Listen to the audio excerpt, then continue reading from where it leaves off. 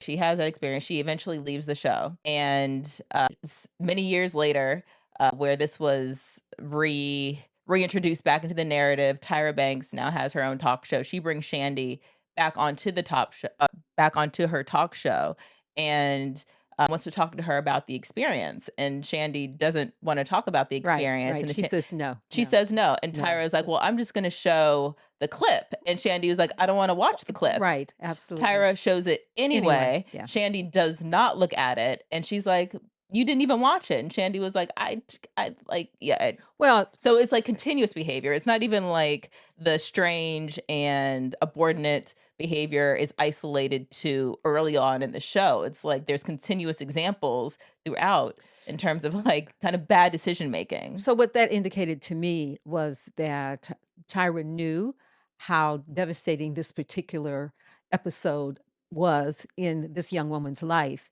And still, here we are a few years later, bringing it up again. And she chose to, I think, exploit that opportunity again.